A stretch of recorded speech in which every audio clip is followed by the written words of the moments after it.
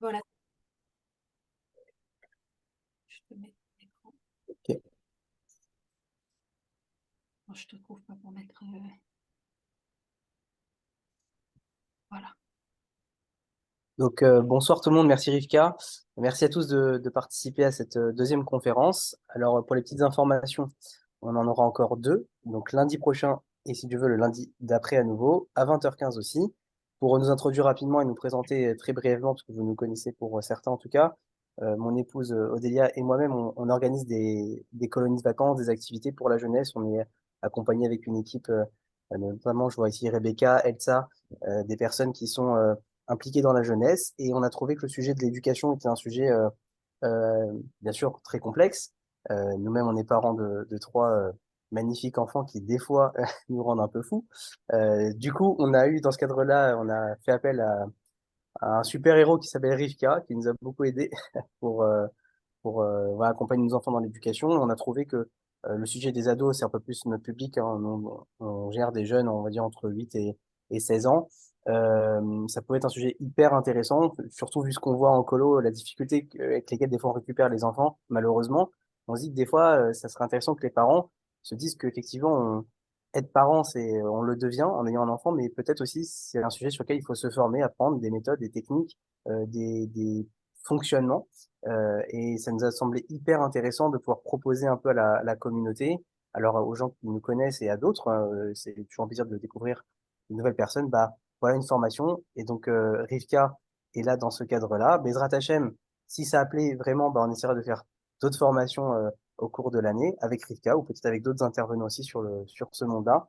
Voilà, j'ai terminé pour cette petite intro et Rivka, je te laisse maintenant prendre la parole. Juste à la fin de la conférence, vous aurez un petit temps de 15-20 minutes pour échanger, pour poser vos questions.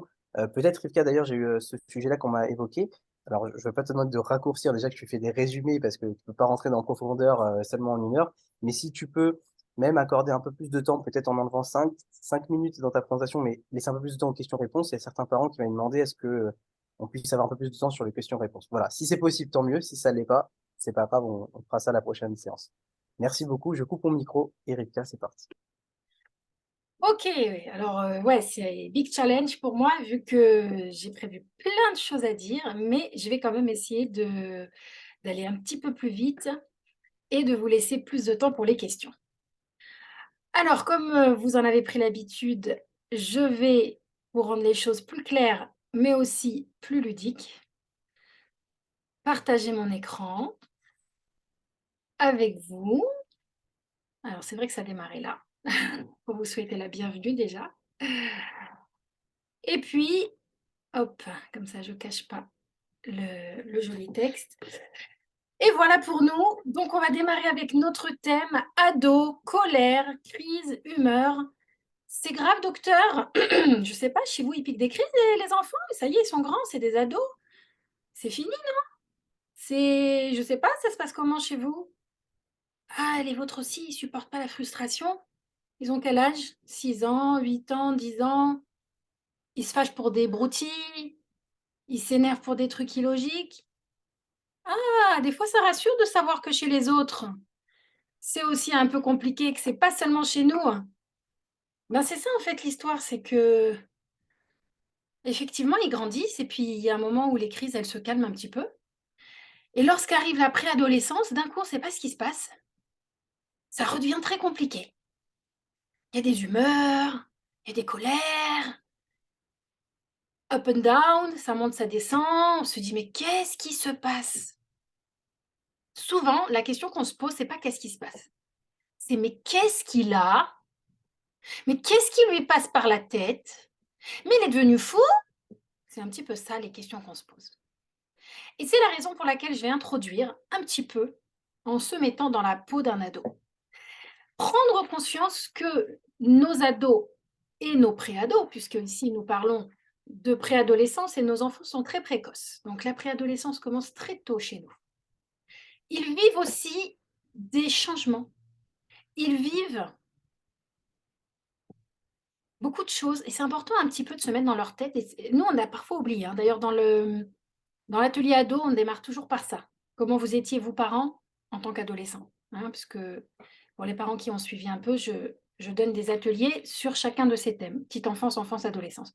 On démarre toujours par comment vous étiez ado, parce que nous, on a oublié, mais en fait, la période de l'adolescence, c'est pas une période très facile, parce que on quitte son petit confort d'enfant, on devient un adulte, et ça passe par une transition où on n'est ni enfant ni adulte. Il va y avoir d'abord des changements physiques. C'est pas facile de se regarder dans le miroir et de pas se reconnaître, de voir ce nez qui grandit, de voir ces boutons, de voir ce corps qui change. Et puis, physiquement aussi, il y a toutes ces hormones qui se modifient et qui vont créer des changements. Alors, les changements hormonaux, contrairement à ce que certains pensent, ne sont pas les seuls changements importants de l'adolescence. Il y en a bien d'autres. Qui suis-je? Il y a effectivement une question identitaire. Je sais que je ne suis pas mes parents, ça c'est sûr, et que j'ai pas envie de leur ressembler. Par contre, je ne sais pas encore qui je suis vraiment. Ils peuvent passer par des moments angoissants. Leurs repères ne sont plus aussi stables qu'avant. Et le changement va être aussi intellectuel. Au niveau du cerveau, il y a de nouvelles compétences qui vont s'ouvrir. D'un coup, ils vont vouloir tout négocier, ils vont avoir des grands projets, ils vont avoir des rêves. Et parfois, ils vont se sentir au contraire incapables de rêver, incapables d'avoir des projets, comme si tout était compliqué, comme s'ils n'avaient pas de ressources. Le préadolescent, l'adolescent, il a aussi envie de faire son chemin vers l'autonomie. Il voit qu'il grandit, il sait qu'il commence à devenir autonome, mais il a du mal à doser. Ah, donnez-moi un peu de liberté, ça suffit. Il peut passer un peu dans des extrêmes. Et le parent, il a peur. Où je donne? Jusqu'où je donne? L'adolescent, en tout cas l'adolescent plus que le préadolescent, est assez fragile aux addictions. Il peut tomber beaucoup plus facilement que d'autres, que les adultes par exemple, dans l'addiction parce que les circuits neuronaux qui vont mettre en place l'addiction sont beaucoup plus rapides chez l'adolescent. Donc il y a tout ce repositionnement, tous ces changements relationnels, c'est-à-dire ils ont toujours besoin de leur famille, mais ils ont beaucoup besoin de leurs amis et parfois ils vont mettre de la distance avec leur famille, soi-disant: «Mes amis, c'est beaucoup plus important que vous» et ça, c'est pas facile à vivre pour les parents. Et puis ouais, ils ont envie de vivre des aventures, de prendre des risques. Ils ont beaucoup de sentiments, beaucoup de sensations qui grimpent en eux. Ouais, non, je croyais qu'on avait passé l'âge des crises en fait, mais on dirait que non, c'est pas le cas. Nos chers ados, ils sont encore pleins d'émotions, pleins de sentiments et ça a tendance à chavirer, hein, à passer de l'un à l'autre. Et nous, en tant que parents, ce qui se passe souvent, c'est qu'on a tendance à paniquer. On se dit: «Oh là là, il est en train de me faire une dépression, qu'est-ce qui se passe?» ou bien: «Ça va pas, ils sont complètement excités, mais pourquoi ils font la tête pour rien? Ils s'énervent pour rien, ils se mettent en colère pour des broutilles». Alors, comment on réagit en tant que parent? Si vous voulez, il y a 2 positionnements que, on a tendance à prendre. Il y en a un qui dit, qui a pas tort: «Ça va passer, c'est des ados» et c'est vrai que c'est parfois très sain pour les parents de se dire: «C'est des ados, ça va passer». Pourquoi c'est important de se dire ça? Parce qu'en réalité, lorsque arrivent ces moments avec des émotions fortes, par exemple, vous leur faites des super vacances, vous faites tout pour qu'ils soient contents, pour qu'ils soient heureux et qu'est-ce que vous récoltez? Ils râlent, ils sont pas contents, c'était nul. Qu'est-ce qu'on va se dire à ce moment-là? On va souvent se dire: «Mais c'est pas possible, mais je fais tout pour lui, je fais tout pour qu'il soit bien. Pourquoi il est comme ça ingrat? Pourquoi il est pas content? Il râle toujours pour un truc». Des fois, ils vont avoir des émotions un peu, pour rien et le risque, c'est qu'on pourrait se mettre en panique et chercher une cause absolument et chercher une logique dans ce type de réaction. Se dire que c'est des réactions normales d'adolescents, que ce changement qui se passe en eux n'est pas facile et que, l'émotion, ça passe. J'attendrai que ça passe ou bien je serai présent pendant qu'il ou elle a cette émotion Et je me rassure en me disant que ça passera. Ça peut permettre aux parents de prendre une certaine distance et de prendre les choses de façon un peu plus cool et de moins prendre à cœur, de ne pas se sentir tout de suite mauvais parent, parce que l'enfant, vit, heu, des émotions compliquées. En même temps, il faut aussi se méfier d'une chose, c'est qu'à se dire que rien n'est grave et que tout va passer, vous pourriez passer aussi à côté de quelque chose d'important. Je vous ai ici présenté, hem, une courbe qui a été déviée, une trajectoire qui a été déviée. Qu'est-ce qui se passe ici? Vous voyez la trajectoire normale et vous voyez la trajectoire qui a dévié. Vous voyez qu'en fait, lorsqu'il y a une petite déviation sur le départ de la ligne, au départ, c'est tout petit. Mais si on la laisse se poursuivre sur du long terme, à l'arrivée, vous vouliez aller à Marseille, vous atterrissez à Cannes. Vous n'arrivez pas là où vous voulez arriver. Vous êtes complètement à côté de la plaque. Pourquoi? Parce que au départ, c'était une toute petite, différence, mais là, c'est une énorme différence. Et c'est important aussi de se dire, de prendre conscience que certaines problématiques, si on la prend en main rapidement, on va lui éviter de s'aggraver. Si on la prend pas en main et on la laisse, eh bien, ça peut parfois créer une grande différence chez cet enfant. Alors, vous voyez, il faut toujours être dans un équilibre. C'est pas la peine d'être un parent super angoissé qui prend toutes les petites choses à cœur et qui se dit: «C'est grave, ça va pas du tout, c'est la catastrophe». Il faut savoir relativiser, mettre une distance et en même temps, il faut rester attentif. Il faut être vigilant. Il faut se dire: «Voyons voir si ça dure ou pas». Faire confiance à la vie, faire confiance à votre ado et en même temps, être vigilant. Une situation qui perdure, qui ne se calme pas, il ne faudra pas hésiter à se faire aider.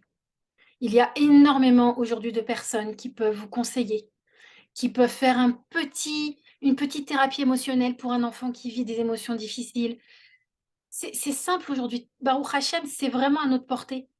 C'est pas la peine de rester avec des problèmes qui pourraient s'aggraver. Donc, si vous voulez, moi, je vous invite vraiment à être dans une posture d'observation, d'accompagnement, et ça va être l'objet du cours de ce soir. On va accompagner nos enfants, on va les aider à gérer ces humeurs, ces colères et ces crises. Donc, vous faites votre rôle de parent. Paniquer, ça va pas faire avancer le schmilblick. Tout dévaloriser ou prendre tout le temps de la distance et ne pas prendre à cœur les émotions de vos enfants, ça n'aidera pas non plus.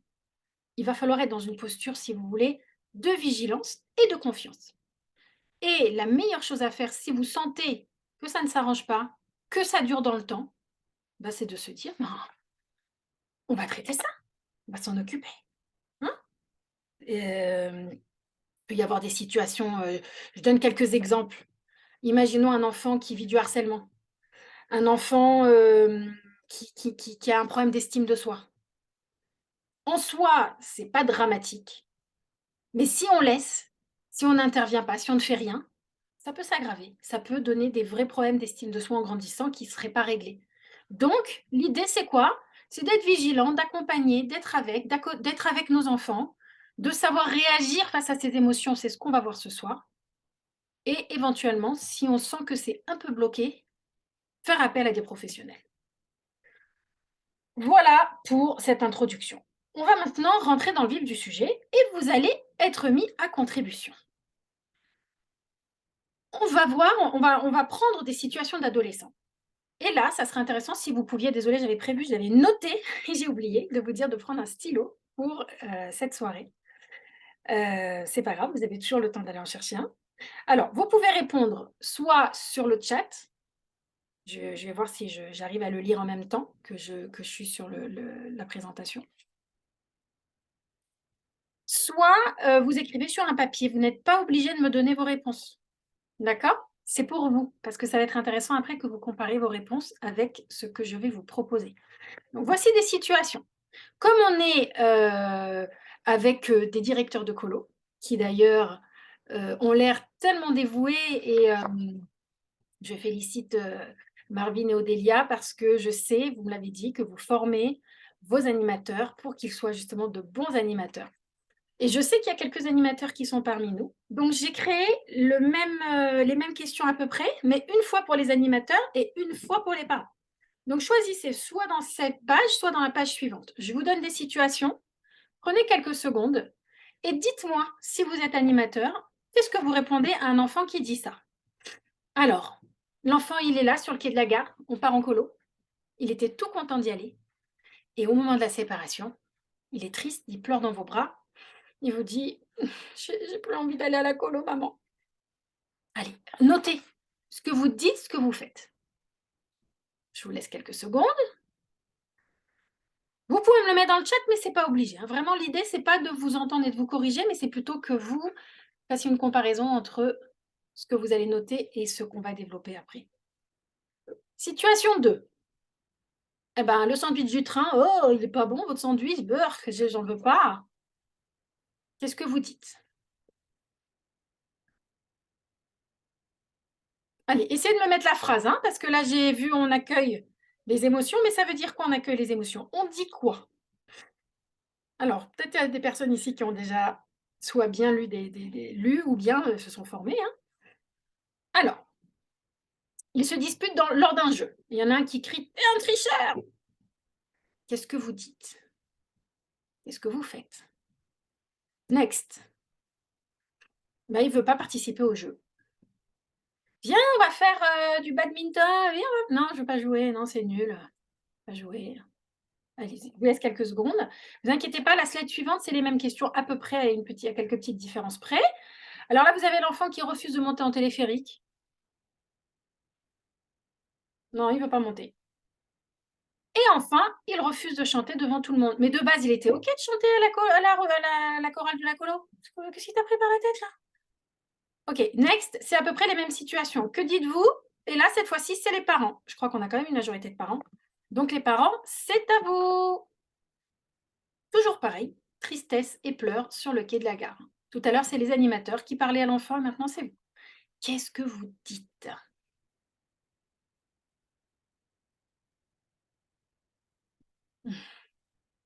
Je regarde un peu vos réponses. OK. Il n'aime pas le repas. Petit burk. Ils se disputent lors d'un jeu. C'est un tricheur. Je vous avais dit, c'est quasiment les mêmes situations. Sauf que là, vous vous projetez comme des parents. Refuse d'aller à la bar mitzvah. Non, je veux pas aller. Compliqué ça. Faites quoi? Vous dites quoi? Prenez quelques secondes, notez une petite phrase.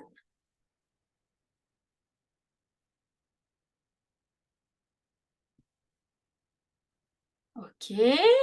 Il a peur de monter dans l'attraction. Ben voilà, vous avez fait une petite sortie avec vos enfants. Vous les avez amenés, je sais pas moi, à la foire du trône, par exemple. Il veut pas monter dans l'attraction. Il refuse de participer au spectacle de l'école, mais il était OK de base, il a même fait ses entraînements et tout, il a fait ses répétitions. Qu'est-ce qui lui prend? OK, alors on verra les réponses après. On va faire un petit rappel sur un sujet qu'on a vu déjà la dernière fois. C'était le fameux cerveau. Je l'avais expliqué, donc je vais reprendre rapidement ces notions pour ceux qui ne sont venus que ce soir. Sachez que vous pouvez récupérer l'enregistrement. Il est sur mon compte YouTube. Hein. Vous tapez Rivka Sudry ou bien sinon vous me demandez, je vous enverrai le lien, vous demandez à Marvin. Le cerveau, globalement, il est constitué de 3 parties. On avait la partie inférieure qui est dessinée ici en violet, qui était le cerveau archaïque et qui va gérer les automatismes du corps et la survie.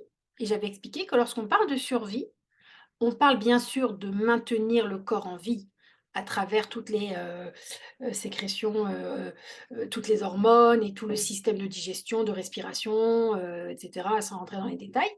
Mais la survie, c'est aussi la survie face au danger. Et quand on parle de danger, ça peut être n'importe quel danger qui provienne de l'extérieur, et notamment tout ce qui va attaquer notre intégrité psychologique.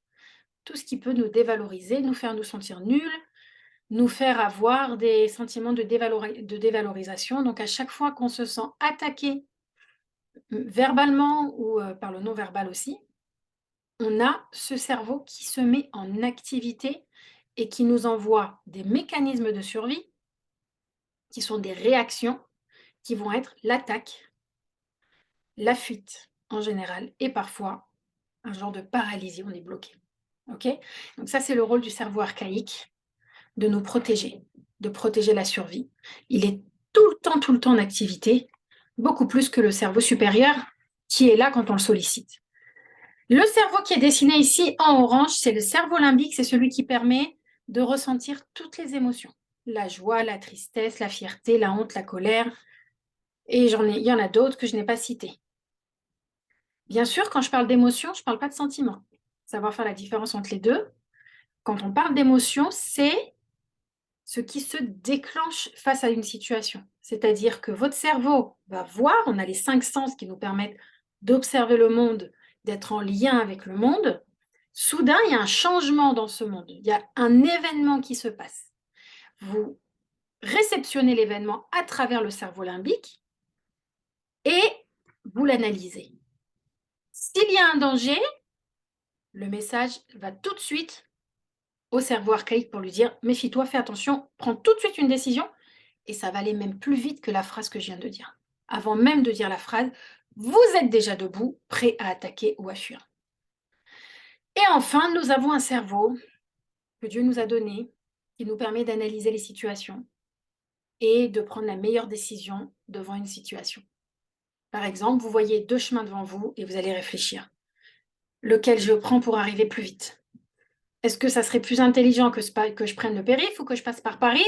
Le cerveau, il fait des calculs et il va prendre sa décision, mais ça prend du temps. Hein. Derrière, il risque de vous klaxonner, les gens. Et quand ils vont vous klaxonner, il y a peut-être votre survie qui va vous dire « Oh, dépêche-toi, parce que tu passes pour un nul. » D'accord? Vous avez vu comment ça marche? Mais si, par exemple, vous avez quelqu'un qui veut vous agresser alors que vous êtes dans votre voiture, vous n'allez pas réfléchir au meilleur chemin à prendre. Là, vous prenez, vous foncez, quel que soit le chemin que vous prenez, on s'en fiche. La priorité, elle est de se sauver.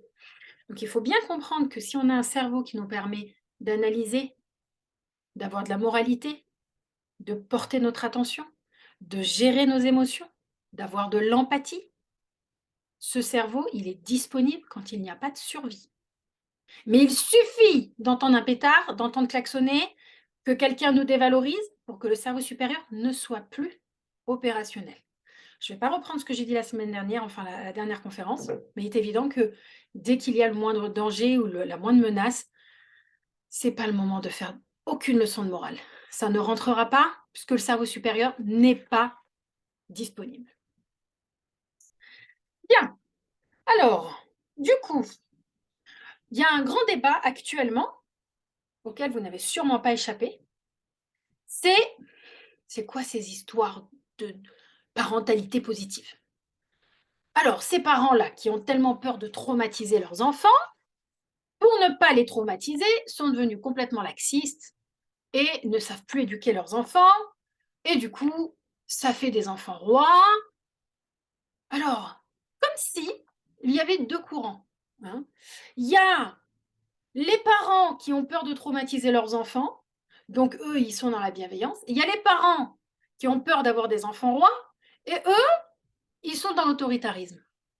C'est vraiment une façon très noir et blanc de voir les choses, très dichotomie. Et je ne suis absolument pas d'accord avec ça, parce que la question que je me pose, c'est est-ce que c'est vraiment ça nos choix? Est-ce qu'il n'y a pas d'autres options?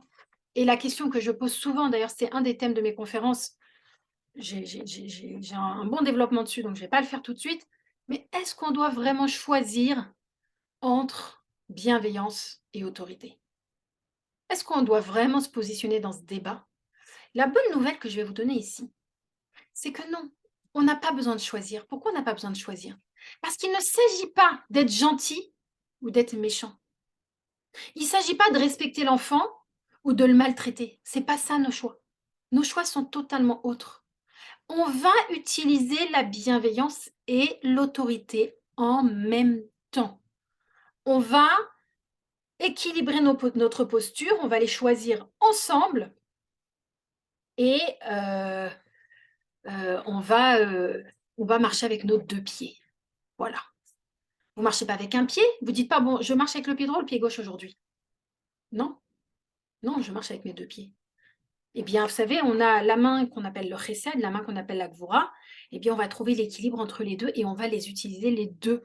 C'est la raison pour laquelle ce que j'enseigne aux parents, c'est effectivement qu'on n'a pas besoin de choisir. Il faut développer aussi bien les clés de la bienveillance que les clés de l'autorité. Alors, la dernière fois, on avait beaucoup travaillé sur l'autorité. Et aujourd'hui, on va plus travailler sur la posture de l'empathie. Et bien entendu que la plupart des situations se géreront lorsque on va réussir à utiliser les 2 de façon, on va dire de façon harmonieuse. D'accord? L'harmonie, c'est vraiment savoir bien doser les choses. Savoir bien doser les choses. Alors, comme on avait vu, le fameux cerveau, hein, le cerveau survie, il est quasiment mature à 2 ans. Il est complètement mature même à 2 ans. Il est déjà très, très mature à la naissance, hein. D'ailleurs, c'est la raison pour laquelle on teste les réflexes archaïques chez les bébés et on voit que quasiment tous les enfants marchent à 2 ans parce que leur cerveau archaïque est terminé. Et puis, le cerveau émotionnel va être mature vers 17 ans. Et le cerveau supérieur va être mature plutôt vers 25 ans. Et encore, il y a des débats sur l'âge, hein. 24 ans, 25 ans, 27 ans, peu importe, ça doit sûrement dépendre des personnes. Et Daniel Siegel nous a illustré le cerveau dans la maison. Il dit qu'en fait, l'enfant, quand il vient de naître, c'est un peu comme si vous allez vivre dans une maison. C'est votre maison, vous venez de l'acheter, vous êtes très heureux, très fier, mais les travaux ne sont pas terminés. Donc en fait, vous vivez au rez-de-chaussée, vous avez le minimum vital au rez-de-chaussée, il y a ce qu'il faut pour manger, boire, dormir. Mais le premier étage, c'est la belle partie de la maison, mais elle est en travaux. Elle est encore en travaux, mais c'est pas grave. Il vaut mieux avoir votre maison, n'est-ce pas? Donc vous allez vivre dans votre maison. Et là-bas, au premier étage, boum, boum, boum, les travaux ont lieu. À un moment donné, les travailleurs, ils s'en vont, ils disent, ça va, on a fini. À peu près l'âge de 6 ans. 6-12 ans, comme ça. Les travaux s'arrêtent. Mais vous continuez à vivre un peu au rez-de-chaussée, sauf qu'un jour, vous montez à l'étage, vous ouvrez la porte, vous avez une prise de conscience. Vous dites, mais c'est quoi cette catastrophe? C'est quoi ces travaux? Ah, ça va pas du tout. Ça va pas du tout. On casse tout et on recommence. Alors, je sais pas si c'est une bonne nouvelle, mais c'est un peu ce par quoi vont passer les ados. Un petit bouleversement, ils vont reconstruire leur premier étage. Tout ce qu'on avait mis au premier étage, c'était l'enseignement des parents, la moralité des parents, les valeurs des parents. OK? Eh ben, la période de l'adolescence, c'est comme s'ils vont se dire, allez hop, on va tout casser, on va tout reconstruire. Pas forcément contre les parents, à leur façon à eux. Et c'est là que va se révéler leur petite personnalité, leur façon très spécifique d'être eux-mêmes. C'est pas forcément négatif. Ça peut être un peu compliqué pour nous, parce qu'on n'avait pas l'habitude, on ne s'attendait pas vraiment à ça. D'accord? Alors, l'objectif des parents, hein, c'est de développer le premier étage de l'enfant. Comment le premier étage se développe? En construisant des autoroutes. C'est quoi une autoroute? Ce sont des automatismes. Ça veut dire qu'en fait, depuis qu'ils sont tout petits, les enfants, ne mettez pas dans leur cerveau les comportements par la brutalité, par le dressage. C'est pas ça qui va rester. Ce qui va rester, c'est les valeurs que vous vivez et que vous transmettez avec authenticité. C'est ça qui va rester chez les enfants. Donc, s'il y a un comportement qui n'est pas comme il faut et vous souhaitez le modifier, déjà, soyons intelligents d'en parler avec l'enfant lorsqu'il est lui-même dans son étage supérieur et d'attendre que l'enfant soit calmé et que nous soyons calmés. Pourquoi? C'est quoi le risque?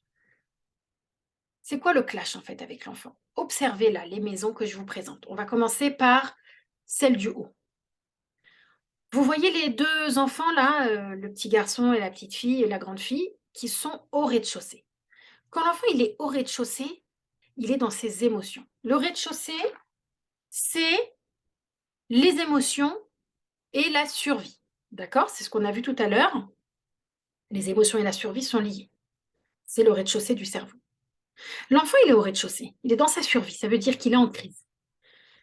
La crise, c'est quoi? C'est lorsque je pressens un danger et que l'enfant, il vit ça un peu comme un tsunami. il va pas forcément garder le contrôle de ses émotions à ce moment-là. Il va rougir, il va pleurer, il va être dans ses états. C'est ce qu'on appelle la crise. Qu'est-ce qui va se passer avec le parent? Le parent, lui, il est dans son premier étage. Qu'est-ce qu'il va dire à l'enfant? Mais je comprends pas, tu étais content, toi, d'aller à la colo de base? Toute la semaine, tu étais heureux, tu as préparé tes affaires, pourquoi tu fais une crise maintenant? Pourquoi tu pleures? Je comprends pas. Ou bien il va lui dire, mais non, n'aie pas peur, ne t'inquiète pas, ça va aller, tout va aller bien. Et qu'est-ce qu'on se rend compte? C'est que l'enfant, ça lui parle pas, ça le calme pas. Qu'est-ce qu'on avait d'autre comme situation? L'enfant qui ne veut pas manger son repas. Oh, c'est pas bon ce repas. J'essaie de les reprendre les situations, mais j'arrive plus à les voir. On va souvent lui dire, mais d'habitude, t'aimes bien ça? Ou bien on va lui dire, allez, fais un effort, vas-y. Souvent, on va être dans la raison. On s'en rend pas toujours compte. Mais quand l'enfant vit une émotion forte, le parent, il est souvent dans la raison. C'est-à-dire que le parent, il est au premier étage et l'enfant, il est au rez-de-chaussée. Chut, ça passe pas. C'est un problème de timing. Vous avez la sensation de parler dans le vide. À chaque fois que vous avez l'impression de parler dans le vide à vos enfants, posez-vous la question si vous êtes au rez-de-chaussée ou si vous êtes au premier étage. Si le parent raisonne alors que l'enfant est dans ses émotions, ça ne marchera pas. Si le parent descend au rez-de-chaussée, mais quand on parle de descendre au rez-de-chaussée, il s'agit de se mettre dans le même état émotionnel que l'enfant. Oh, à force que tu t'énerves, ça suffit maintenant, moi aussi je m'énerve. Ou bien l'enfant il est triste, le parent devient triste. Ou bien l'enfant il vit une émotion, le parent vit la même émotion ou il se met en colère. Donc on a deux émotions intenses, les deux au rez-de-chaussée. Les deux vous savez, des fois on voit nos enfants en colère ou qui ont un comportement qui ne nous plaît pas, ils sont un peu en crise.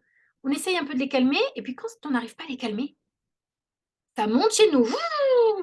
C'est nous qui sommes en colère. Et du coup, on se retrouve avec les deux dans la colère, les deux au rez-de-chaussée. Eh ben, c'est l'explosion, c'est le clash, d'accord? On ne va pas obtenir quoi que ce soit. Qu'est-ce qu'il nous reste d'autre? Il nous reste comme solution de faire monter nos enfants au premier étage. Mais c'est pas évident. Comment on fait monter nos enfants au premier étage? Alors là, la communication est possible. On peut parler, on peut raisonner, on peut expliquer, on peut transmettre un message. L'enfant, il est en capacité d'écouter. Hein? Donc déjà, il faut qu'on arrive à être assez disponible pour écouter notre enfant, pour l'aider à monter au premier étage. Alors, page vide. Clé numéro 1. Savoir chercher son enfant au rez-de-chaussée. C'est ce qu'on a vu juste avant, je vous remontre. Vous allez aller chercher l'enfant au rez-de-chaussée et vous allez le faire monter au premier étage. Comment vous faites monter l'enfant au premier étage? La meilleure façon, c'est de travailler votre posture d'écoute. Alors, j'aurais dû faire passer l'oreille avant la bouche. C'est une erreur que je dois corriger sur cette présentation. Je vais vous dire pourquoi. En général, quand l'enfant il ressent quelque chose, il dit quelque chose, il pleure, il a quelque chose à exprimer, les parents, souvent, parlent beaucoup. Écoutez-vous. Écoutez-vous, vous allez me dire si j'ai raison ou pas. Écoutez-vous la prochaine fois. Mais qu'est-ce qu'il y a? Pourquoi tu pleures? Mais je te jure que c'est pas grave. Non, non, non, ça va aller, ça va aller. Et en fait, le parent, il parle, mais il n'est pas dans l'écoute. Or, la première chose qu'on doit savoir faire, c'est écouter. Il faut savoir que c'est pas facile d'écouter. C'est une compétence qui est difficile à développer. Mais c'est la première compétence à développer si on veut aller chercher son enfant au rez-de-chaussée, si on veut créer une relation de confiance avec son enfant. Je vais vous dire, pour preuve, quand on a vraiment envie d'être écouté et que personne, on sent qu'on n'est pas compris, on est prêt à payer cher pour être écouté. Pour être écouté sans jugement, sans critique, sans être dévalorisé. C'est quelque chose de précieux d'avoir une écoute. Et moi, ce que je vous invite à faire et ce sur quoi je coach les parents régulièrement, c'est que ce soit eux ceux qui écoutent leur enfant. Ah, bien sûr, on peut faire appel à des professionnels, mais on peut aussi, chez soi, développer cette écoute. Si nous, on est capable d'offrir ça à notre enfant, c'est déjà un premier pas. On pourra toujours faire appel à des professionnels pour d'autres problématiques, mais au moins cette base, on va l'offrir à nos enfants déjà chez nous. Alors, qu'est-ce que travailler sa posture d'écoute? Regardez la position de cette maman. Elle n'est pas contre, elle est à côté. Elle enveloppe son enfant. Bon, c'est une image que j'ai trouvée, je ne sais pas si elle est 100% au niveau du non-verbal, mais vous voyez quand même, on dirait qu'elle est un peu nerveuse avec ses mains. Mais bon, c'est ce que j'ai trouvé. Donc déjà, quand un enfant exprime une émotion, rappelez-vous de ce que j'ai dit. Mettez ça dans votre tête, on parle trop. Faites répéter le disque, vous parlez trop. Sachez développer un temps de silence. Dans ce temps de silence, vous n'allez pas faire un silence complètement silencieux, hein. Vous allez pouvoir montrer à l'enfant que vous l'écoutez en faisant ce qu'on appelle des accusés-réceptions, c'est-à-dire en disant: «Ah bon? Ah oui, c'est vrai? Oh là là! OK!» Ça, c'est un silence. Parce que dans ce silence, vous ne dites rien. Vous ne faites qu'écouter et montrer à l'enfant que vous écoutez. Donc c'est important de développer ce petit temps de silence. Une autre compétence à développer, c'est ce qu'on appelle l'écoute active. L'écoute active, il suffit de taper ça sur Google, vous trouverez plein d'exemples. C'est lorsque vous écoutez une personne et en fait, vous allez reprendre ce qu'elle a dit, quasiment dans les mêmes termes. Donc, ce que tu viens de me dire, c'est qu'en fait, tes copines n'ont pas voulu jouer avec toi dans la cour de récréation? C'est ça? Tu es en train de me dire que là, d'un coup, tu as une grosse angoisse, tu n'as pas envie d'aller à la colonie? C'est ça, en fait, vous allez reformuler ce que dit l'enfant. Alors, il y a une petite différence entre l'écoute active et la reformulation. On ne va pas trop rentrer dans les nuances, mais globalement, l'écoute active, vous répétez quasiment les mêmes mots que l'enfant. Dans la reformulation, vous répétez, mais dans vos mots à vous. Donc, l'enfant, il a moins l'impression qu'on répète après lui. Mais vous savez, même si la personne en face de vous a l'impression que vous répétez après elle, en général, elle est tellement satisfaite de se sentir comprise qu'il y a peu de chances que ça la dérange. En général, comment vous savez que la personne est contente? Parce qu'elle va vous dire: «Oui, c'est exactement ça». Et quand c'est un enfant, il va souvent vous dire: «Oui, oui maman, oui papa». D'accord? Vous avez ce «oui» qui vous montre que vous êtes dans la bonne direction. Et si vous n'y êtes pas, bon, bah, il va sûrement vous corriger en vous disant: «Non, c'est pas ça papa, c'est pas ça maman». D'accord? Qu'est-ce qu'on a d'autre? S'intéresser à ce qu'il vit, vraiment. Ce vraiment, il vient vous dire: «Ne le faites pas que comme une technique. Faites-le avec authenticité, avec sincérité». Ça, c'est le moment où vous écoutez. D'accord? Et on va passer au moment où vous allez parler, parce que vous n'allez pas non plus écouter tout le temps et ne jamais ouvrir la bouche. C'est pas ce que je vous demande. Déjà, ça, c'est pas simple, hein, de se retenir, de donner son avis, des leçons de morale, de dire: «Mais enfin, mais je comprends pas, c'est pas logique, pourquoi tu réagis comme ça? Tu étais pourtant content de participer à la chorale. Pourquoi tu changes d'avis?» Hein, on a tendance à dire des pourquoi ou parfois amener des arguments avant même que l'enfant ne nous ait demandé de le convaincre ni quoi que ce soit. Donc vraiment, travailler un temps d'écoute, vous inquiétez pas, vous allez pouvoir dire plein de trucs après. Mais en premier, il faut que je change mon slide, c'est l'oreille que j'aurais dû faire sortir en premier. Vous savez, je ne sais plus ça vient de qui disait: «Nous avons 2 oreilles et une bouche». C'est un message comme quoi on devrait écouter beaucoup plus que ce que l'on parle.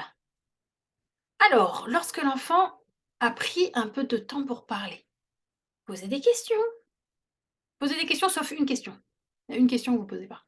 «Pourquoi tu as fait ça? Pourquoi tu veux plus y aller? Pourquoi tu aimes pas mon repas?» Vous ne posez pas la question «pourquoi». Parce que la question «pourquoi», c'est simplement une question qui va mettre l'enfant en survie très rapidement. Pourquoi ça va le mettre en survie? Ben, imaginez, je vous dis: «Pourquoi tu arrives en retard au Zoom?» «Est-ce que c'est agréable pour vous?» «Pourquoi tu as mis ça dans tes cheveux?» «Pourquoi tu portes cette tenue?» Voilà, imaginez, je vous pose cette question et dites-moi, est-ce que ça vous semble agréable comme question, à poser? D'accord? Donc c'est pas la peine d'expliquer. Pourquoi le pourquoi n'est pas apprécié. Le pourquoi, c'est une question effectivement de, justification, c'est une façon de dire: «Il y a un truc bizarre chez toi». D'accord? Donc on va poser des questions en forme de: «Et qu'est-ce qui s'est passé? Et comment tu as réagi? et qu'est-ce qu'ils t'ont dit? Et à la limite, on peut dire, mais est-ce que tu sais pourquoi ils ont fait ça? Ce pourquoi-là n'est pas gênant, c'est pas un pourquoi culpabilisant. OK? Apporter des images. Alors, vous avez un message à transmettre à votre enfant. Par exemple, vous voulez lui dire que des fois, on n'est pas motivé, des fois, on peut avoir peur de participer à une chorale parce qu'on a honte, on est gêné d'un coup, mais qu'en fait, après coup, on risque d'être super content. Des fois, ça vaut le coup de surmonter sa gêne. Mais vous allez éviter de lui faire une leçon de morale parce que ça pourrait ne pas lui parler. Alors, vous pouvez apporter des images en disant oui, c'est vrai, c'est. Déjà, vous comprenez, vous reformulez, hein, donc je ne l'ai pas mis, mais vous reformulez les émotions. J'aurais dû rajouter nommer les émotions, ça fait partie de la posture d'écoute.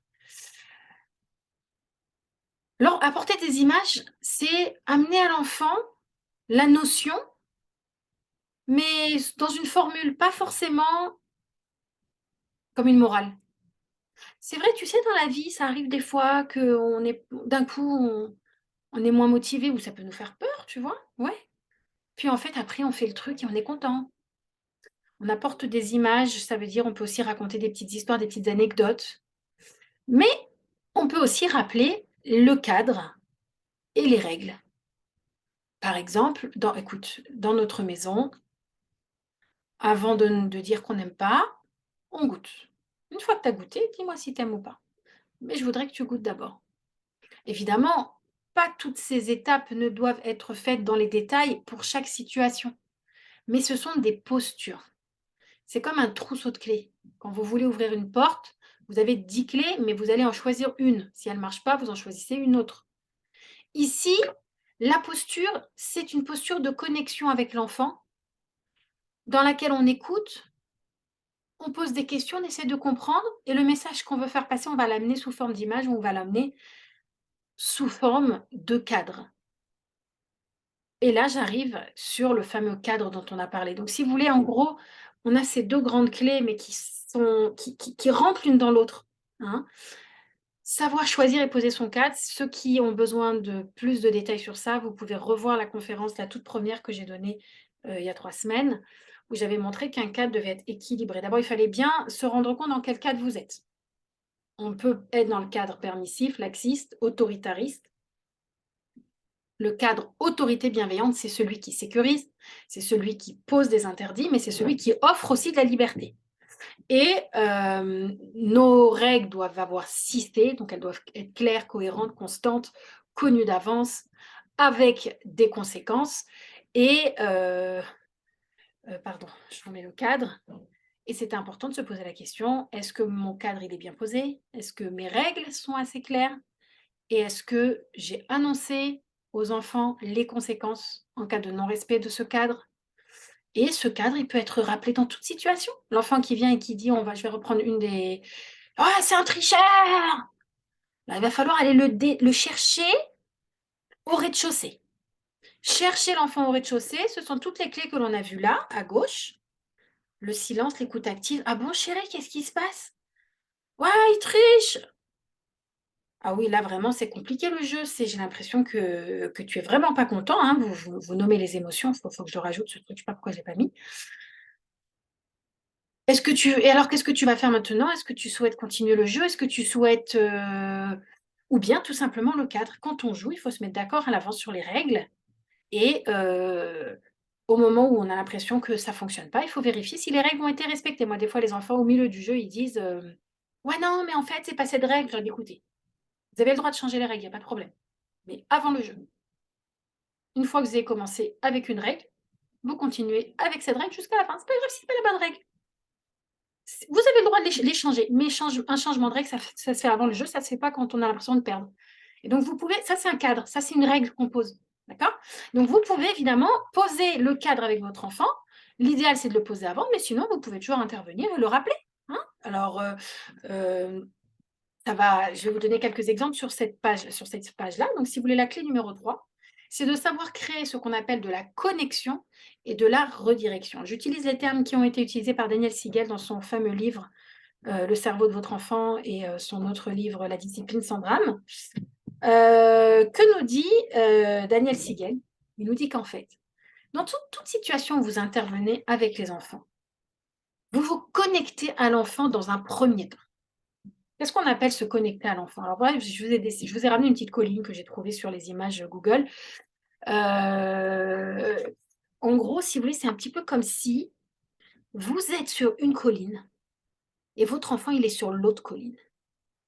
Et lorsqu'il y a un début de crise ou quoi que ce soit qui se passe, vous descendez de votre colline, vous allez sur la colline de votre enfant, vous vous connectez à ce que vit votre enfant. Comment? Comment on va sur la colline de l'enfant? Les clés arrivent. Et après, vous l'amenez sur votre colline. Vous allez le rediriger. C'est une image en fait. Comment vous allez sur la colline de l'enfant? Vous vous intéressez à ses émotions. Vous vous intéressez à ses besoins. Vous les nommez, vous mettez des mots dessus. Qu'est-ce qui a tu en colère? Tu as besoin... vous parlez de ses besoins, d'accord? Je ne sais plus tous les exemples que je vous ai cités. Je vais les revoir. Le truc, c'est que ils sont tellement floutés que je ne les vois plus. Donc, il y avait la nourriture. C'était quoi le dernier? Il ne veut plus participer à la chorale, par exemple. D'accord? Ben, on dirait que tu as changé d'avis. Si l'enfant il dit oui, maintenant j'ai honte. Ah, d'accord, donc avant tu avais hyper envie. Et là maintenant tu as moins envie parce que tu as un petit peu honte. Vous voyez? S'intéresser à ce qu'il vit, c'est compliqué pour toi. Hein? Je reprends l'enfant qui pleure sur le quai de la gare. Eh bien, c'est une émotion. Oui, c'est normal. Des fois, on peut être un peu triste au moment de quitter ses parents. C'est normal d'être un petit peu triste. Vous normalisez. Quand vous normalisez, l'enfant, il se dit, je suis pas dingue de changer d'avis, un coup je voulais, un coup je voulais pas. Oui, c'est normal. N'importe quel, même un adulte, quand il doit quitter ses parents ou qu'il doit quitter les gens qu'il aime, il est un peu triste, c'est normal. De quoi tu aurais besoin? Qu'est-ce qui pourrait t'aider à ce que ce soit plus facile? Tu veux que je reste juste avec toi jusqu'au départ du train? Tu aimerais que je te fasse un petit message, dis que vous êtes parti pour vérifier que tout va bien? C'est-à-dire qu'après, les besoins, ça va être des petites choses. De quoi? Qu'est-ce qui aiderait l'enfant? Qu'est-ce qui pourrait l'aider à surmonter cette difficulté? Et en fait, ce qui empêche souvent les parents de prendre cette posture, c'est parce qu'ils ont peur qu'en nommant les émotions, ça voudra dire qu'ils vont céder, qu'ils vont donner à l'enfant ce qu'il demande. Donc souvent, les parents vont repousser l'émotion. Au lieu de dire à l'enfant, oui, tu es un peu triste là, de quitter tes parents, c'est normal, c'est pas évident, on va pas se voir 3 semaines. Ils vont pas dire ça, parce qu'ils se disent, si je dis ça veut dire que je dois le garder, que je vais pas l'emmener à la colo, ou enfin, on va pas comme ça changer d'avis d'un coup au moment de partir. Donc les parents, ils ont peur de ça. C'est comme l'enfant qui dit le matin, je veux pas aller à l'école. Les parents, ils se disent pareil, ils se disent, mais si je verbalise l'émotion, je vais devoir le garder et je vais pas pouvoir aller bosser. Mais en réalité, s'intéresser à l'émotion de l'enfant ne veut pas dire céder sur la situation. Ce sont deux choses à part et si on arrive à intégrer cette notion, on sera très tranquille de pouvoir dire à l'enfant: «Mais je vois qu'aujourd'hui, tu as vraiment pas envie d'aller à l'école, mais ah bah, c'est sûr qu'il y a des jours, où on n'a pas envie. Moi aussi, il y a des jours, j'ai pas envie d'aller travailler, je comprends» et puis vous l'amenez sur votre colline à vous. Comment on va faire pour que ce soit plus facile pour toi? Qu'est-ce qu'on peut mettre en place pour que tu puisses aller à l'école, tranquillement aujourd'hui? Est-ce que tu veux que je te donne, hem alors bon, moi je donne souvent des exemples avec les tout petits parce que c'est souvent les tout petits qui font des histoires pour pas aller à l'école, donc la petite photo dans la poche ou des trucs comme ça, mais avec des plus grands, on peut leur dire: «Je te comprends» et les laisser un petit peu que ça passe ou leur dire par exemple: «Si tu fais un peu de respiration, tu te sentiras mieux, mais entre temps je reste avec toi jusqu'au moment du départ pour te rassurer». Vous voyez? Ça ne veut pas dire qu'on va changer d'avis. C'est un peu comme si vous arrivez le matin au travail et vous dites: «Oh là là, aujourd'hui, j'ai pas envie d'aller bosser». Votre patron, il va pas vous dire: «Bah, si c'est comme ça, rentre chez toi, je te paye pas». Non, il va dire: «Ah bah oui, il y a des jours où c'est compliqué, je comprends». Votre collègue de travail, pareil, il va vous dire: «Bon, bah, il y a des jours où c'est compliqué, on espère que la journée passera vite» et voilà, c'est tout. On va pas, vous voyez ce que je veux dire? C'est vraiment, savoir faire une différence entre accueillir une émotion et accepter un comportement. C'est vraiment 2 choses à part et nous, en tant qu'adultes, on a besoin nous-mêmes d'être accueillis dans nos émotions. On ne supporterait pas quelqu'un qui viendrait nous dire, «Oh bah, pourquoi tu es en colère? Tu sais bien que ça va pas faire avancer les choses». On aimerait que la personne nous dise: «Oh là là, c'est compliqué pour toi, là, je vois», ou bien qu'elle dise rien, qu'elle laisse que notre colère passe, ou à la limite qu'elle propose son aide. D'accord? Donc c'est pareil, on va d'abord sur la colline de l'enfant, on s'intéresse à ses émotions, on s'intéresse à ses besoins, on s'intéresse à ce qu'il vit et après, on l'amène sur notre colline à nous. Qu'est-ce qui pourrait t'aider? De quoi tu aurais besoin? Qu'est-ce qu'on peut faire? On peut proposer des alternatives. Hein, on peut dire, par exemple, pour l'enfant qui ne veut pas manger, oui, je comprends, des fois, il y a des choses qu'on n'aime pas ou qui nous inspirent pas comme ça, mais on peut goûter et puis, si vraiment, c'est ça si tu arrives, si tu veux, je te rajoute un peu de sel ou si tu veux, oui, on propose une alternative ou on propose de mélanger ou on lui dit: «Bon, bah, sinon regarde, tu as 2 légumes, tu peux choisir entre les 2. Voyez, on on peut encourager sans forcer. Bref, chaque parent, il va trouver sa propre façon de gérer ce problème, mais on peut proposer des alternatives, on peut rappeler le cadre et les règles. Tout ça, ce sont des choses que l'on peut faire. Enfin, alors,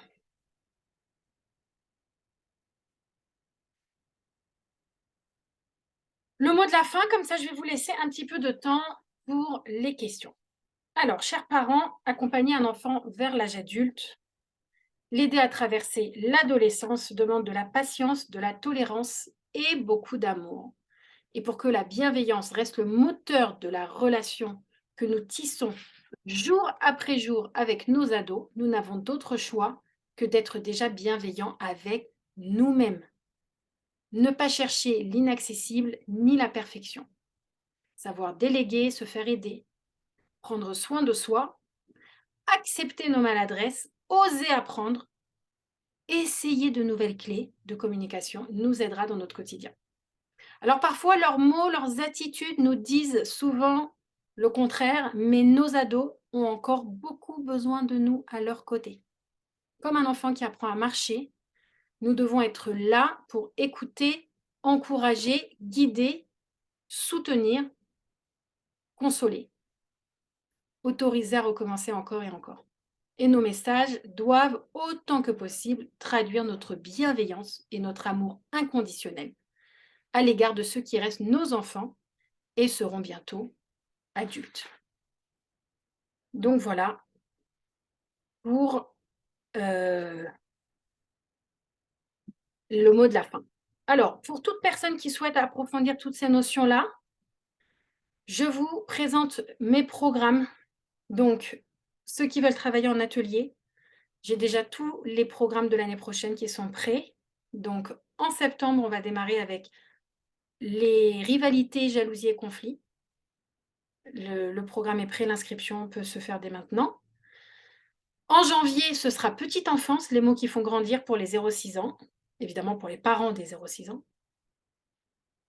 Vers Pessah, un petit peu avant Pessah, il y aura le programme enfance, 6-12 ans. Et l'adolescence, j'ai pas encore la date, mais ça ne devrait tarder. Voilà, donc je fais un seul programme par an et le prochain groupe jalousie rivalité démarre en septembre. Voilà. Ensuite, dans les écoles, je propose, des formations. Donc, si vous voulez, je vous montre rapidement, sur quoi nous travaillons. Juste un instant, je vais stopper le partage un instant juste pour vous montrer. Donc, on a les programmes pour la crèche. Avec mon écran flouté, vous n'allez pas voir. Voilà. Donc ça, c'est le programme crèche. Premier programme sur les émotions. Deuxième programme sur le cadre. Troisième programme sur l'estime de soi. Et quatrième programme sur la communication. Ensuite, on a les programmes primaires. Donc, pour les écoles primaires, nous avons ça. Donc, on a 2-3 programmes pour les primaires. On a les programmes adolescents. Donc, ça, c'est celui parent parce que j'en ai plus du programme prof. Et ça, c'est le module 2, adolescent. Voilà. Et on a des programmes courts pour ceux qui veulent voir un peu tout rapidement. Et on a aussi les programmes pour les moniteurs de colo, pour tous ceux qui font de l'animation, etc. Donc, voilà. Ensuite, il y a également voilà, les parents qui veulent me voir en rendez-vous, n'hésitez pas, les parents, les professionnels, les conférences et la série que j'ai créée qui s'appelle Parler d'intimité avec nos enfants, qui est enregistrée et disponible. Voilà. Et maintenant, place à vos questions. Donc, je vais... Ah ben voilà, je viens de constater qu'il y a beaucoup de monde. Donc, je vais réactiver les micros en vous demandant, s'il vous plaît, de ne les ouvrir que quand c'est votre tour de parler. Vous pouvez soit lever la main, soit ouvrir vos micros. Et à ce moment-là, vous attendez que je vous appelle pour intervenir. Merci Voilà. beaucoup. Rivka, il y a eu une question au tout début, Mm. tout en haut, dans le cas où c'est l'enfant qui refuse catégoriquement de l'aide. Voilà. Merci, c'est la mienne. Ah voilà. Génial. Alors, si l'enfant refuse catégoriquement de l'aide. Alors, oui, alors non, et voilà, n'ouvre pas tous les micros en même temps, parce qu'il y a des bruits de fond. Alors, déjà, ça dépend comment on lui en a parlé, comment on lui a proposé. L'idée, ça serait de ne pas dire à l'enfant, tu as un problème, il faut qu'on aille se faire aider, mais plutôt, j'ai un peu de mal à gérer ça, j'aimerais t'aider, mais j'ai fait ce que je pouvais. Et là, Mhm. je ne vois pas trop comment t'aider plus. Donc, il y a des gens qui c'est leur travail, ils connaissent tout ça, d'accord? Et peut-être ça pourrait nous aider plus. Maintenant, si effectivement l'enfant refuse, ça peut arriver, on peut difficilement forcer un enfant. Parfois, le parent peut, lui, se former pour apprendre la bonne posture, pour trouver des outils, pour déjà gérer comme il peut gérer. Il faut voir aussi, des fois l'enfant refuse, mais après, plus tard, il l'accepte parce que il se rend compte qu'il en a peut-être besoin. Et après, vraiment, il n'y a pas. Alors, bien sûr, je suis pour les psychologues, mais il n'y a pas que. C'est-à-dire qu'il y a aussi toutes sortes de thérapies émotionnelles qui aident. Désolée, Sarah, je désactive le son, il y a du bruit chez vous. Il y a toutes sortes, et puis on n'est pas obligé d'appeler ça de la thérapie. On peut dire des personnes qui nous aident à gérer nos émotions. Enfin, ça dépend déjà quelle est la problématique. Et voilà, ça dépend de voilà, peut-être la façon dont on présente ou dire par exemple, voilà une personne qui va nous aider à améliorer nos relations parce que moi j'ai un petit peu de mal. Voyez, ne pas mettre la faute sur l'enfant, mais faire comme si c'était sur nous. Ça peut être aussi une solution pour montrer à l'enfant que c'est nous qui prenons l'initiative.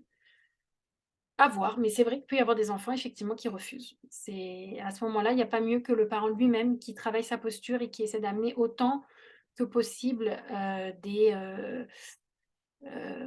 du mieux par sa propre posture. Voilà. Alors, s'il y a d'autres questions, donc Rebecca, allez-y.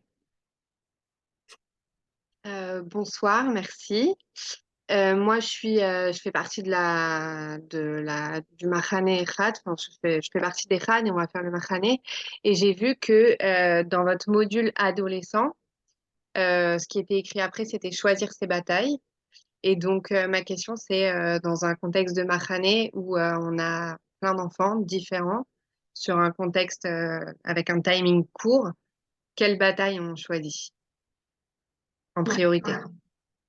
Alors, la difficulté quand on est dans une école ou quand on est effectivement dans un mahané, c'est que on les a pour un temps court et on ne contrôle pas du tout ce qui se passe à la maison et on récupère les enfants qui peuvent venir avec des petites lacunes, entre guillemets, c'est-à-dire qui ont du mal à vivre la frustration, qui ont du mal à respecter un cadre.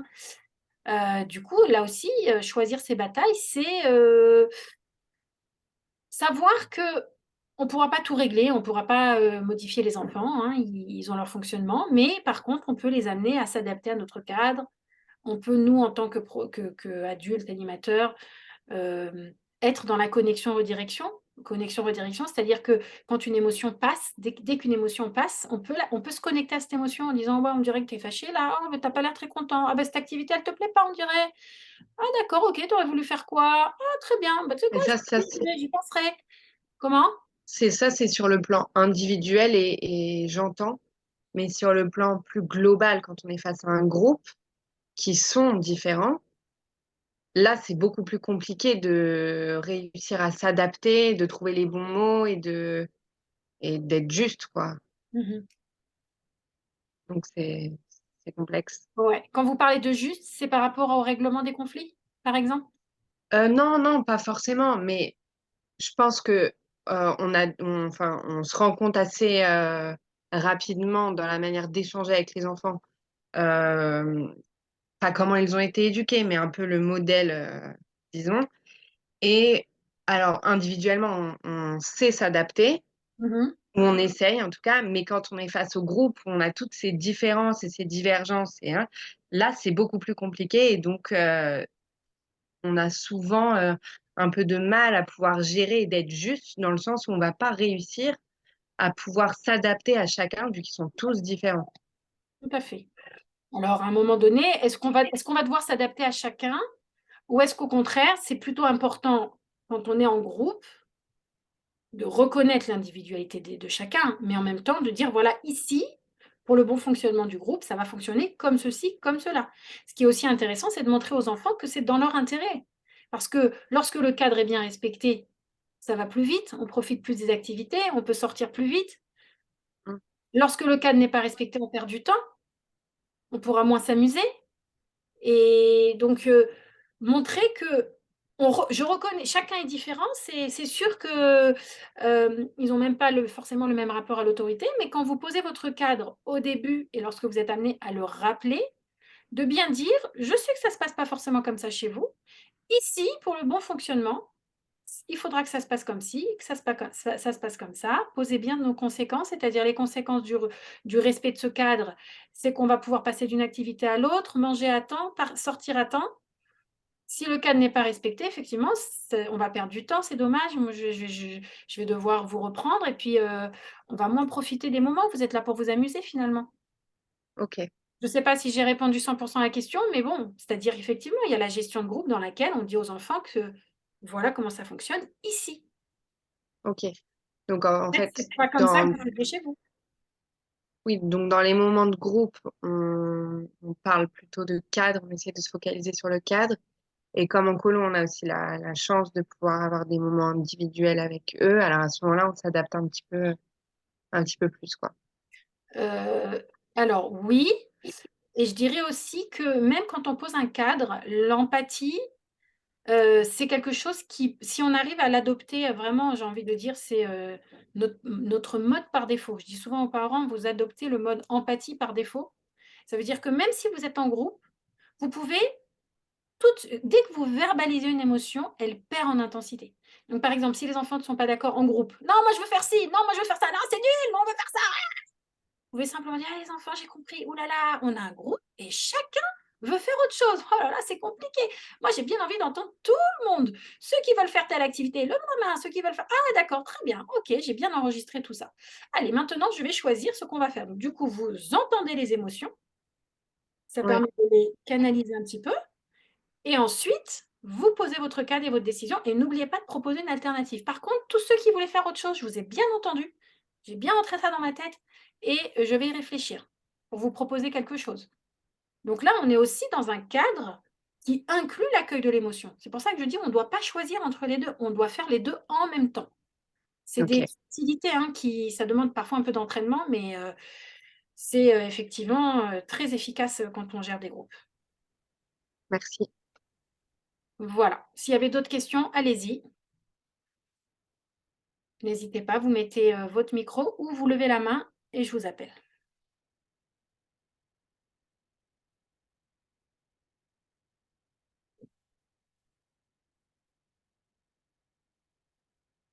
Alors, pendant que vous réfléchissez, si vous avez des questions. Ah si, voilà, Maman, RN.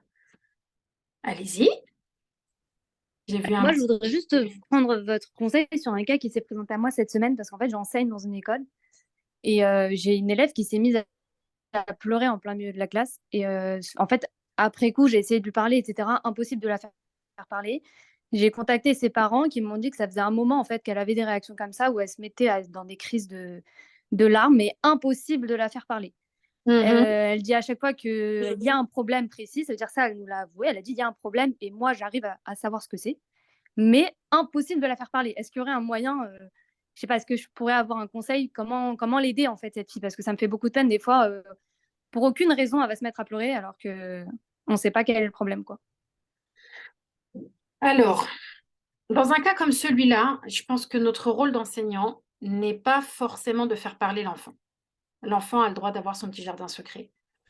Ce qui va être et puis aussi, il peut ne pas vouloir faire confiance et ne pas vouloir se confier. Il a peut-être aussi une expérience dans le passé dans laquelle il s'est confié et que ça n'a pas donné de fruits, voire ça s'est retourné contre lui. Je ne connais pas la cause. Le plus important, c'est que l'enfant sente que vous êtes avec lui. Quand l'enfant se sent comme ça, vous pouvez venir mettre la main sur son épaule et dire « Je suis avec toi ». Vous pouvez lui dire « On dirait que tu passes un moment difficile. Ça ne doit pas être simple pour toi. Si tu pleures comme ça, c'est que ça ne doit pas être simple. Sache que je suis là et si tu veux m'en parler, tu peux m'en parler. » Et en précisant, tu n'es pas obligé de m'en parler si tu n'as pas envie, ça va la détendre. Si tu veux m'en parler, on pourra prendre un petit temps en récréation. Et tu peux me mettre un petit mot dans ma trousse, discrètement me disant « Maura, je veux vous parler à la récréation ». Et si tu ne te sens pas bien et qu'il y a quelque chose qui pourrait te faire du bien, dis-le moi. Un verre d'eau, je ne sais pas, qu'est-ce qui pourrait te faire du bien? L'idée n'est pas forcément de connaître la cause. Enfin, je ne parle pas au niveau des parents. Si j'étais parent, ah oui, ce serait très important que je connaisse la cause. Mais en tant qu'enseignante, ce n'est pas forcément sur mes épaules. Si je la connais, que je peux aider, why not? Mais si l'enfant refuse, montrer sa présence, son empathie, son soutien, c'est déjà en soi énorme pour l'enfant de se dire « je ne suis pas jugée et je suis comprise, je suis accompagnée dans mon émotion ». D'accord? Ok, merci beaucoup. Avec plaisir. Je regarde les messages qui viennent. Alors, je suis désolée, j'étais dans mon slide et quand vous répondiez au milieu, je n'ai pas toujours tout vu. Mais je regarde ce qui vient. Alors, Alors, j'ai une question de la part de Mike. Euh, c'est la suivante. Concernant l'exemple des repas, si finalement l'enfant ne veut pas manger, qu'il n'aime pas du tout ou autre, quelle solution on peut accorder? Alors, sachant que Mike sera le directeur de notre colo aussi, mais ce thème-là est important. Et d'ailleurs, quelqu'un qui me pose une question est directrice de la colo que de filles, et Mike de notre autre colo. Mais voilà, quelle est la solution qu'on peut proposer?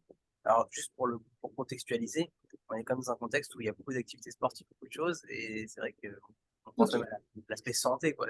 Comment tu vas te dire? Alors, je suis désolée de vous décevoir, mais je ne propose pas vraiment de solution. Ce que je propose, c'est des postures. D'accord?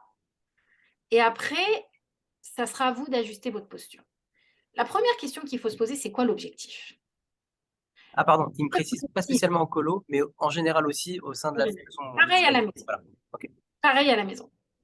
Un enfant qui refuse de goûter tous les légumes. Un enfant qui mange peu. Déjà, en tant que parent, ce qui est compliqué quand c'est la nourriture, c'est qu'on a des anciens schémas. Et des fois, nos réactions sont simplement une répétition de ce qu'on a vécu enfant et ce n'est pas forcément des réactions qui sont très réfléchies. Par exemple, il faut absolument qu'il termine ses légumes. Il doit finir son assiette. Il y a des gens qui crèvent en Afrique, on doit donner à manger à nos enfants et qu'ils finissent leur assiette. Des fois, on a des croyances. D'ailleurs, il y avait une vidéo humoristique hyper drôle d'un gars qui a dit « J'ai mangé tout ce qu'elle m'a donné ma mère, j'espère que maintenant ils vont mieux en Afrique. » Il disait d'ailleurs « J'ai bien grossi, j'espère que ça leur a fait du bien. » C'était très très drôle, je la partageais à mon groupe de parents, je ne sais plus où elle est maintenant, mais c'était vraiment une vidéo pour montrer un peu que des fois on est dans des schémas dans lesquels on n'a pas vraiment choisi, on n'a pas vraiment réfléchi. Qu'est-ce qu'on voudrait que nos enfants apprennent? Déjà, on veut qu'ils aient un rapport sain à la nourriture. Ensuite, sécurité. On veut qu'ils aient suffisamment d'énergie pour leur journée, pour réfléchir, pour étudier, pour faire du sport. On veut aussi qu'ils apprennent la diversification alimentaire, qu'ils apprennent à goûter un peu à tout. Mais cet apprentissage, on ne va pas le faire en un jour. C'est l'apprentissage d'une vie. Hein. Combien on en a vu des petits de 4 ans qui ne touchent pas au poivron et après, quand ils ont 30 ans, c'est des grands fans de poivron avec le piment avec. Hein. Donc, c'est sûr qu'il va y avoir une évolution. Et nous, on va les accompagner dans cette évolution. Du coup, quand on intervient au niveau d'un problème, au niveau de la nourriture, la posture qu'on va avoir déjà, c'est le cadre. Par exemple, tout à l'heure, j'ai posé une règle. Vous n'êtes pas obligé de poser cette règle. Je vous donne à chaque fois des exemples. Avant de dire non, on goûte. Il faut savoir que le seul fait de goûter, ça dédramatise auprès de l'enfant. Parce qu'en fait, le dégoût, c'est une émotion. L'enfant, il a enregistré cet aliment comme étant toxique et donc il est repoussé. C'est un instinct de survie. Mais s'il se familiarise avec l'aliment, ou s'il nous voit, nous, les adultes, le manger à côté de lui en disant oh, ils sont bons ces épinards, oh, ils sont bien assaisonnés. Mais même s'il le refuse, mais à force de le voir à côté de lui, sur la table de son frère, son père, son frère qui le mange, ça va réduire ce dégoût. Ça va réduire cet instinct de survie. Donc, il faut bien se dire que l'alimentation, c'est un apprentissage et on sait très bien aujourd'hui combien ça a fait de dégâts. Toutes ces façons qu'on a eues de forcer les enfants à finir leurs assiettes pour qu'il n'y ait pas de gâchis, etc., qu'aujourd'hui, il y a des gens, ils vont grossir, ils vont finir tous les restes de la maison, mais ils vont prendre des kilos et on ne va pas réussir à contrôler nos pulsions alimentaires parfois. Bon, ça peut être dû à d'autres choses aussi, bien sûr, mais il faut quand même être méfiant aux messages qu'on envoie par rapport à la nourriture. Donc, un enfant, il doit avoir suffisamment mangé pour tenir l'après-midi. Donc là, on peut dire à un enfant, on a des activités aujourd'hui et je veux m'assurer que tu aies suffisamment, tu aies ce qu'il faut pour l'énergie de la journée. Évidemment, il faut aussi réfléchir, est-ce que cet enfant, il n'a pas eu l'occasion de goûter? Il faut savoir qu'aujourd'hui, on mange beaucoup d'aliments industrialisés qui sont mauvais pour la santé. Je ne vais pas vous faire toute la paracha, mais il y a quand même, il faut éliminer pas mal de petits trucs de notre alimentation si on veut rester en bonne santé. Et si on ne veut pas mettre trop de produits toxiques dans notre corps, hein, un petit peu ça va, mais il ne faut vraiment pas abuser. Donc, si l'enfant, par exemple, mange beaucoup de snacks et de gâteaux achetés et de biscuits, de bêtises, arrivé à l'heure du repas, c'est normal que ça ne lui dise rien du tout. Il a envie de manger ses trucs sucrés, c'est beaucoup plus intéressant. Donc, en tant que parent, veillez à ce que l'enfant n'ait pas trop de grignotage. Il faut qu'il arrive à table en ayant faim. Et notre objectif, c'est qu'il n'ait pas faim au milieu de la nuit, qu'il n'ait pas faim dans la journée. Donc, on peut dire à l'enfant, moi, je veux que tu manges au moins une quantité pour te laisser, pour te permettre de tenir la nuit, pour te permettre de tenir la journée. Il n'y a pas de repas après. L'enfant qui n'aime pas, on peut lui laisser un choix. On peut au début mettre beaucoup plus de féculents et beaucoup moins de légumes. On peut aussi dire à l'enfant, c'est important d'apprendre à manger les légumes. Parce que les légumes sont importants pour le transit. Et moi, j'apprends beaucoup à mes enfants, chaque aliment, ce qu'il apporte, etc. Le taux de sucre dans les aliments. On regarde toujours les étiquettes. Je dis, voilà, il y a tant de sucre ici, nanana. Et préciser que votre objectif, c'est qu'il apprenne à aimer les légumes. Tu ne peux pas tout aimer, donc je ne peux pas te forcer à tous les manger. Fais un choix. Dis-moi lesquels légumes, par exemple, sur le repas, un petit peu pour t'entraîner, pour t'habituer à aimer. Donc, on est un peu sur un apprentissage, un entraînement. On n'est pas sur du forcing pour que l'enfant mange absolument une certaine quantité. Et bien sûr, en tant que parent, vous veillez à ce qu'ils aient mangé une certaine quantité énergétique. Par exemple, vous pouvez tout à fait dire, les protéines, c'est important pour grandir. Je veux que tu goûtes un petit peu de protéines. Vous voyez? Pareil, les légumes, c'est important pour le transit, il faut s'habituer à en manger. Alors, oh, maintenant tu n'aimes pas, alors je te laisse en prendre juste un tout petit peu, et puis quand tu grandiras, doucement, doucement, tu aimeras plus.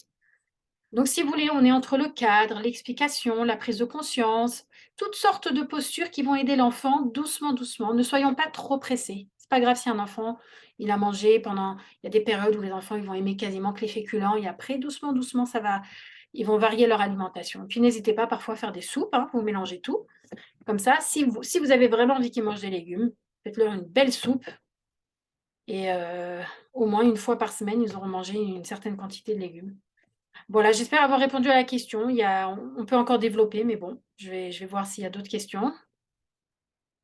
Alors, comment participer à mes ateliers? Vous pouvez m'écrire.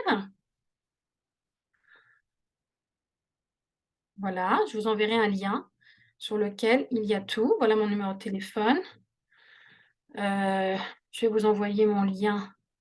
Si vous voulez cliquer dessus, vous trouverez dessus directement pour s'inscrire aux ateliers. Pendant que je suis en train de le chercher, n'hésitez pas à me faire signe si vous avez des questions.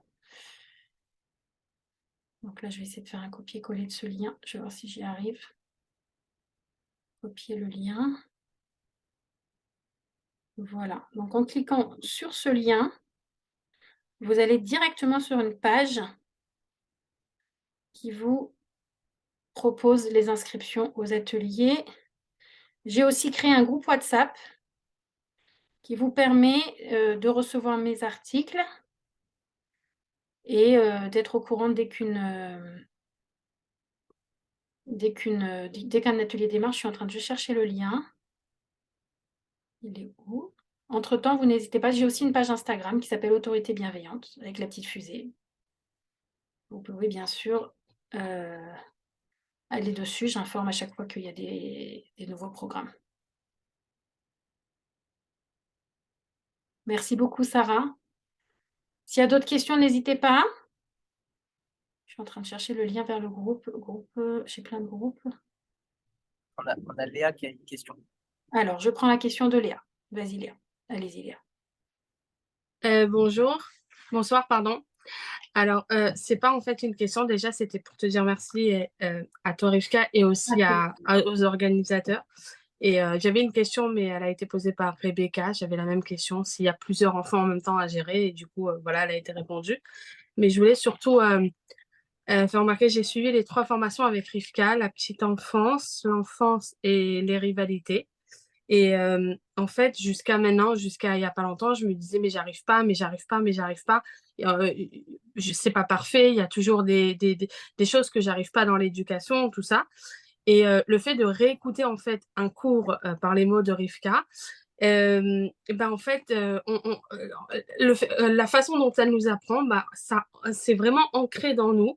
Et à force bah, de s'entraîner en fait avec les enfants, on a les bonnes paroles et les bonnes clés, entre guillemets, qui vont rentrer. Et quand il y a des situations, et tous les exemples qu'elle a donnés, et ben, il y a plein de choses que finalement, bah, j'arrive à gérer et je le fais exactement de la manière dont elle fait. Sauf que, bon, moi, je voyais pas ça. Je voyais vraiment ce que j'arrivais pas et je mettais pas l'accent sur ce que j'arrivais. Et donc, je voulais te dire merci et que voilà, que vraiment, ça sert vraiment, vraiment. Voilà, y a pas toutes les situations, mais c'est plein de clés qu'elle nous donne et que ça sert, voilà, quand on sait pas quoi faire, bah, ça vient automatiquement dans la tête et en fait, on réussit, quoi. Voilà. Merci. Merci, Léa. Effectivement, quand j'ai donné ton nom, je n'avais pas compris que c'était toi. Effectivement, tu as participé à quasiment, je crois, même à tous les programmes. Ouais. Et oui, il faut voir ce qu'on fait, ce qu'on évolue et ce qu'on réussit. Et on aura toujours des ratés. Et évidemment, on n'est pas parfait. C'est pour ça que tout à l'heure, j'ai parlé de la bienveillance qu'on doit avoir vis-à-vis de soi-même. Même avec énormément d'informations, on peut parfois déraper parce qu'on est humain. Et on a nos propres émotions, on a nos propres impatiences. Des fois, on est occupé dans notre tête, on pense à un truc et l'enfant, il fait une bêtise. Ah, on s'énerve. Et après, on dit, mais pourquoi tu t'es énervé en fait? Parce que tu étais occupé. Ben, ok, ben non, ben ok. Ben, ok, je ferai différemment la prochaine fois. Heureusement, le bon Dieu nous donne plein d'occasions de se rattraper. Nos enfants nous donnent plein d'occasions de se rattraper. Donc, c'est très important de se juger favorablement parce que ça nous permet aussi de juger nos enfants favorablement. C'est la base. Merci en tout Je cas. suis complètement d'accord avec ce que tu viens de dire, Léa, pour le coup. Et je suis encore dans l'apprentissage, mais c'est vrai en fait, faut toujours avoir des piqûres de rappel. Ça nous rassure, ça nous donne des forces, vraiment. Exact. Et merci pour ça. Et je crois qu'on a juste une autre question. De Monsieur Jaoui, c'est sur la partie avec le concept des maisons et de descendre et de ramener l'enfant à l'étage, monter à l'étage supérieur. Est-ce que c'est valable aussi avec le public des ados ou c'est le valable plutôt avec le public de la petite enfance? C'est la question.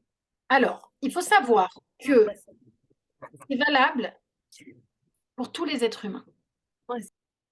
Après, quand vous allez être en formation, je vais vous donner les mots pour les tout petits et puis on va adapter pour les plus grands. Mais en réalité, nous-mêmes, rappelez-vous ou observez les situations qui vont venir dans lesquelles vous vivez des émotions fortes. Regardez comment on réagit autour de vous et demandez-vous si ça vous fait du bien ou pas. Et vous verrez qu'en général, ce qui vous fera du bien, c'est quand une personne, on va dire, verbalise ou en tout cas accueille votre émotion ou tout simplement se tait et vous laisse en fait finalement vivre ce que vous vivez et elle attend que ce se soit apaisé pour venir vous dire que vous donner des conseils ou vous proposer une autre vision des choses. On ne peut pas avoir une autre vision des choses quand on est en colère. Et vous verrez vous-même que souvent, quand on s'est calmé, on dit les choses différemment. J'ai pas trop parlé là de la colère de l'adulte, mais une expérience personnelle. Quand je suis en colère et que j'écris des SMS, je les envoie jamais. Je les envoie pas. Je les écris et je me les envoie à moi-même. Et quand je suis calmée, je les relis. Et là, je dis, ah non, non, ce mot-là, t'as abusé. Là, tu vas te faire des ennemis. Change ça, change ça. Ça veut dire qu'on n'a pas une vision claire des choses quand on est énervé. On a une vision un peu unique. On voit les choses d'une seule façon. Quand on est calmé, on arrive à voir les choses autrement parce qu'on est connecté à notre cerveau supérieur et on est capable de voir la chose à partir du point de vue de l'autre. C'est pour ça que c'est pareil pour les adultes, pour les enfants. Sauf que nous, maintenant, on est les adultes. Pour nos enfants, c'est nous qui devons leur apporter cette écoute. C'est nous qui avons grandi, c'est nous qui devons leur apporter ça, donc on doit se former.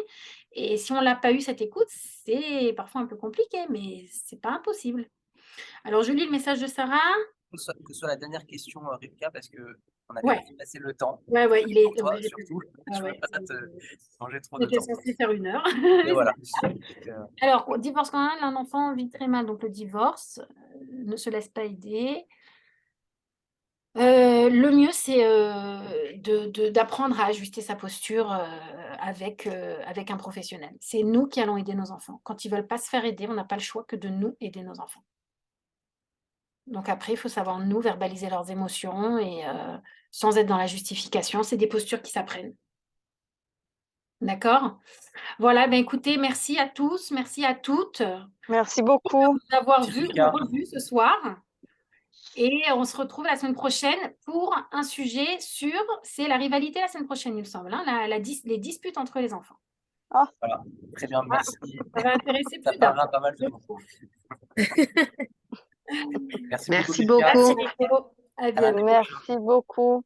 Et j'enverrai à tout le monde le replay de cette séance. Voilà. Ah ouais, top. C'est à revoir, je pense, ça rentre mieux. Ça rentre mieux.